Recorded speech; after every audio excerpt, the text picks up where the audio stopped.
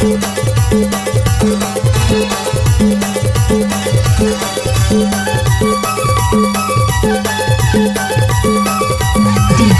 राजेंद्र पटवा। हाय रे तुम्हारे लहंगा बड़ा जोरदार जी तुम्हारे लहंगा, बड़ा मजेदार जी तुम्हारे लहंगा।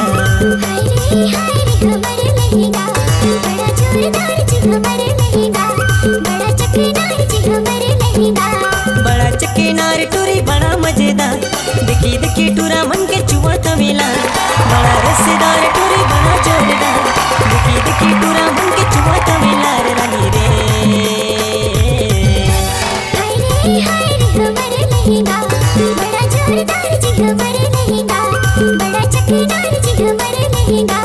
हाय रे तुम्हारे लहंगा बड़ा जोरदार जी तुम्हारे लहंगा, बड़ा मजेदार जी तुम्हारे लहंगा। डीजे राजेंद्र पटवा।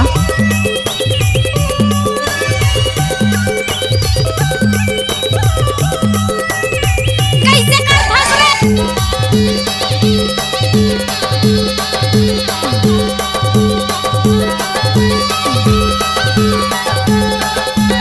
गाड़ी भर मत देबे। हाय टनाटन मोर चाल टनाटन, बाल टनाटन फुली गाल टनाटन। गाल दिखे पुक पुक तोर होठ हवेला, चंडी दिखे रग बगले गवा की बावा।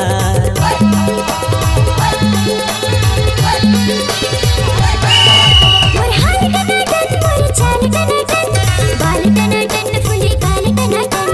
गाल दिखे पुक पुक तोर होठ हवेला, चंडी दिखे रग बगले गवा की बावा। अरे गवा की बावा। हाय रे हमारे लहंगा बड़ा जोरदार जी हमारे लहंगा, बड़ा चकनार जी हमारे लहंगा। हाय रे तुम्हारे लहंगा बड़ा जोरदार जी तुम्हारे लहंगा, बड़ा मजेदार जी तुम्हारे लहंगा।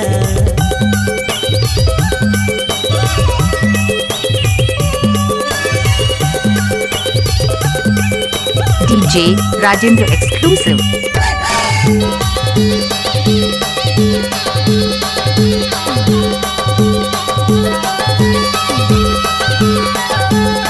DJ Rajendra exclusive. मोर होठ लाली के होठे चर्चा, पारा मोहल्ला मा छपे परचा। साया चमके तोरे साड़ी चमके, चटक मटक रंगना पैरी छनके।